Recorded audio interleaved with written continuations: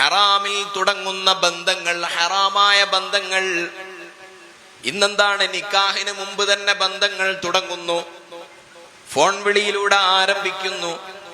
നിക്കാഹിന്റെ പേരിലാണെങ്കിലും എന്തൊക്കെ പേക്കൂത്തുകളും മാമൂലുകളുമാണ് നടന്നുകൊണ്ടിരിക്കുന്നത്. നിശ്ചയമാണ്, കല്യാണവും നിക്കാഹും എന്താണെന്ന് തീരുമാനിക്കേണ്ട ദിവസമാണ്.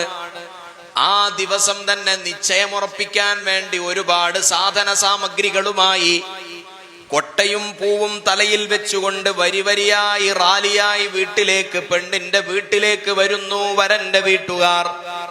എന്നിട്ട് പെണ്ണിന് സമ്മാനിക്കുന്നു, കൂടെ മൊബൈൽ ഫോണും സമ്മാനിക്കുന്നു. മൊബൈൽ ഫോണിലൂടെ കോളുകളാകുന്നു, ചാറ്റിങ്ങുകളാകുന്നു. നിക്കാഹ് കഴിഞ്ഞിട്ടില്ല. ആ ബന്ധം ഹറാമിന്റെ തുടക്കമാണ്. അവിടെ കാണാൻ പാടില്ല, ഫോൺ വിളിക്കാൻ പാടില്ല, ചാറ്റ് ചെയ്യാൻ പാടില്ല എന്നതാണ് ഇസ്ലാമിന്റെ നിയമമെന്നിരിക്കെ ചാറ്റ് ചെയ്യണമോ, കൂടെ കൊണ്ടുപോകണമോ, പരസ്പരം കാണണമോ? നിക്കാഹ് ചെയ്തു കൊടുത്തോളൂ. വാപ്പാക്ക് കൈ പിടിച്ചു കൊടുത്തുകൊണ്ട് അൻകഹ്തുക വസവ്വജുതുക എന്ന് പറഞ്ഞ് മകളെ കെട്ടിച്ചു കൊടുത്താൽ അത് ഹലാലായ ബന്ധമാകുമല്ലോ.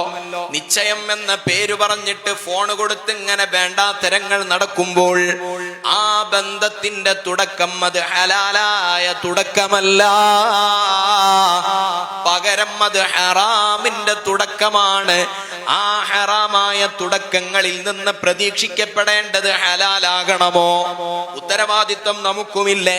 മക്കളെ മാത്രം കുറ്റം പറഞ്ഞിട്ട് നമുക്ക് മാറി നിന്ന് കൈകൊഴുകി കളയാൻ കഴിയുമോ? ഈ ബന്ധം തുടങ്ങിയാലല്ലേ അതിൽ നിന്നുള്ള ഉൽപ്പന്നങ്ങളും നന്നായി കിട്ടുകയുള്ളൂ. ഹലാലായ നിലക്കുള്ള ബന്ധങ്ങളാകേണ്ടയോ? ഹലാലാകണം.